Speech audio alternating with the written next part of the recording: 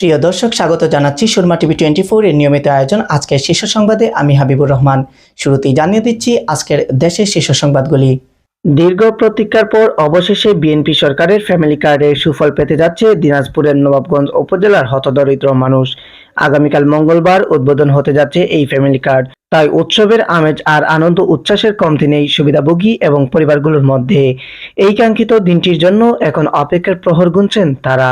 জাতীয় নাগরিক পার্টির আহ্বায়ক ও বিরোধী দলীয় চিফ হুইপ মোহাম্মদ নাইদ ইসলাম বলেছেন, এ সরকার হাওয়ার ওপর দিয়ে আসেনি, নিয়মতান্ত্রিক উপায়ে এই সরকার হয়নি। এ সরকারের বৈধতা জুলাই গণ অভ্যুত্থান, অন্তর্বর্তীকালীন সরকারের বৈধতাও ছিল গণ অভ্যুত্থান। যদি সরকার পুরনো সংবিধানের দোহাই দিয়ে জুলাই সনদ বাস্তবায়ন না করে তাহলে এ সরকারের বৈধতা প্রশ্নবিদ্ধ হবে। ইনকিলাব মঞ্চের আহ্বায়ক ওসমান হাদী হত্যা মামলার প্রধান আসামি ও তার সহযোগীকে ভারতের পশ্চিমবঙ্গ পুলিশের স্পেশাল টাস্ক ফোর্স গ্রেপ্তারের পর কনসুলার অ্যাক্সেস চেয়েছে বাংলাদেশ।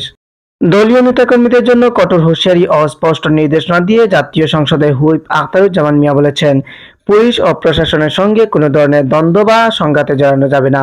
তিনি বলেন, আমি বারবার বলে যাচ্ছি, কারো কোনো কাজ থাকলে ব্যক্তিগতভাবে করবেন, কাজ না হলে আমি আছি, কিন্তু সরকারি অফিসে গিয়ে কর্মকর্তা কর্মচারী কিংবা পুলিশের সঙ্গে কোনো প্রকার বেয়াদবি করা চলবে না। গণমাধ্যমের সঙ্গে সংবাদ সম্মেলনের পুলিশ মহাপরিদর্শক মোহাম্মদ আলী হোসেন ফকির বলেছেন, গণঅভ্যুত্থান বা জুলাই কারো ব্যক্তিগত সম্পদ নয়, এটি জনগণের সম্মিলিত আন্দোলন ও অধিকার। আমরাও এই আন্দোলনে অংশগ্রহণ করেছি। এ ব্যাপারে সরকারের স্বরাষ্ট্র মন্ত্রণালয় কাজ করছে। প্রিয় দর্শক, আপনারা এতক্ষণ শুনছিলেন আজকের দেশের শীর্ষ সংবাদ। এবার থাকছে আন্তর্জাতিক শীর্ষ সংবাদগুলি। লেবাননের দক্ষিণাঞ্চলে ইসরায়েলি বিমান হামলায় অন্তত 10 জন নিহত এবং আরও 6 জন আহত হয়েছেন। স্থানীয় সময় রোববার রাতে দেশটির কর্তৃপক্ষ এ তথ্য জানিয়েছে।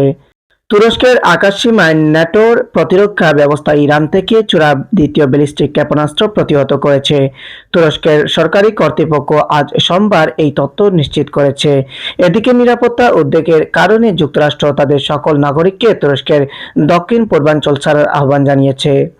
ইরানের নতুন সর্বোচ্চ নেতা হিসেবে মোজতবা খামেনির মনোনয়নকে দেশটির অভ্যন্তরীণ বিষয় হিসেবে অভিহিত করেছে চীন।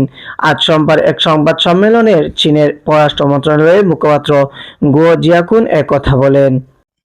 প্রিয় দর্শক, আপনারা শুনছিলেন সুরমা টিভি 24 এর নিয়মিত আয়োজন আজকের শীর্ষ সংবাদের দেশের শীর্ষ সংবাদ, আন্তর্জাতিক শীর্ষ সংবাদ। এবার থাকছে আজকের খেলাধুলার সংবাদ।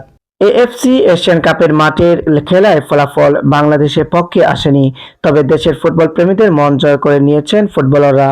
বাংলাদেশের চেয়ে যোজন যোজন এগিয়ে থাকা উত্তর কোরিয়া, চীন ও উজবেকিস্তানের বিপক্ষে দারুণ লড়াই করেছে ঋতুপর্ণা চাকমা, আফিদা খন্দকাররা।